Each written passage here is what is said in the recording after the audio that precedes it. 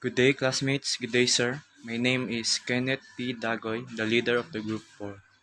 In today's topic, we're going to report about how radar is set up for operations. Before that, I would like to introduce my group mates' name. Uh, Michael Dumdum, Miljan Menchabes, and Renalyn Flores. So, in the first slide, how radar is set up for operation. So, the general procedure to switch on a radar sets. So, these are the radar operation. Number one, visual. Make sure that the scanner is clear. 2. Set the four critical adjustment controls: gain, brilliance, anti-clutter, and anti-rain clutter, a differentiator to off or minimum.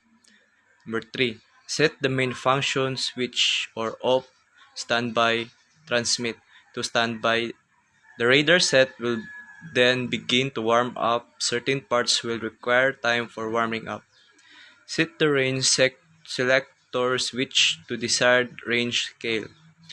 Set PL selector switch to desired position, short pulses for normal use.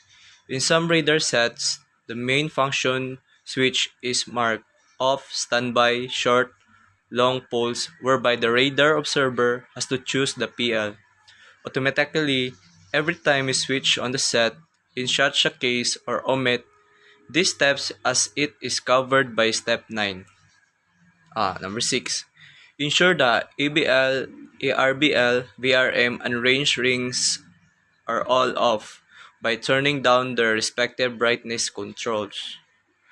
Next is the set the presentation mode switch, RM unstabilize, RM stabilize, and TM to the RM stabilize mode. Adjust panel lights to the desired intensity. When the set has warmed up about 2 to 3 minutes after switching a standby, set the main function switch to transmit.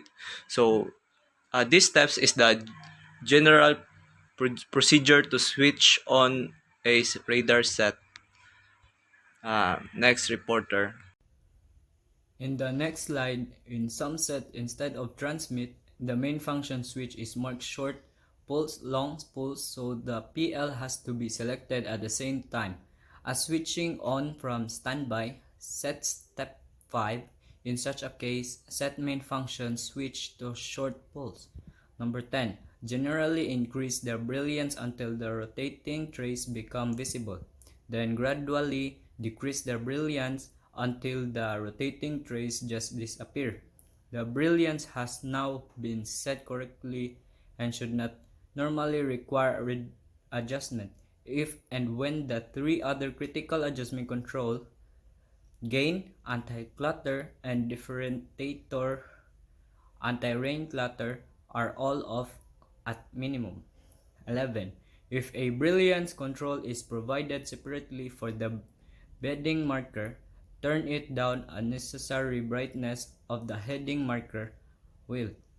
Number 1. Cause the heading marker to be broader than necessary.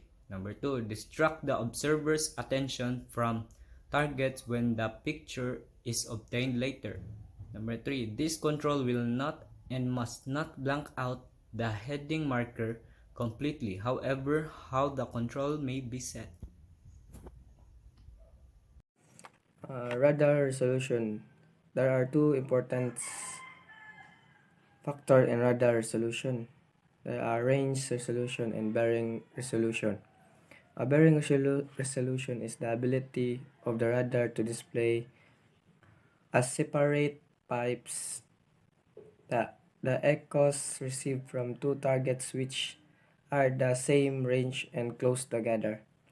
It is proportional in the antenna length and reciprocally proportional to the wavelength.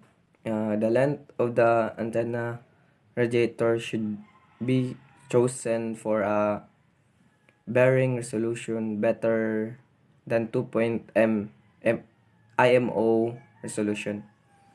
This condition is normally satisfied with a radiator of 1.2 m 4 feet or longer in the X band. The S band radar requires a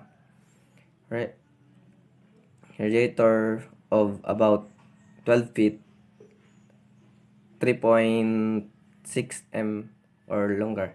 That's all. Thank you. Bearing accuracy. One of the most important features of the radar is how accurately the bearing of a target can be measured. The accuracy of bearing measurement basically depends on the narrowness of the radar beam. However, the bearing is usually taken relative to the ship's heading, and thus properly adjustment of the heading line at installation is an important factor in ensuring bearing accuracy. To minimize error when measuring the bearing of a target, put the target echo and extreme position on the screen by selecting a suitable range. And range measurement. Measurement of the range to a target is also a very important function of the radar. Generally, there are two means of measuring range: the fixed range rings and the variable range marker.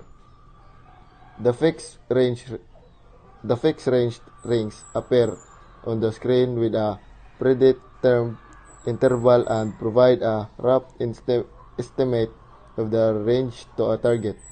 The variable range marker's diameter is increased or decreased so that the marker touches the inner edge of the target, allowing the operator to obtain more accurate range measurement.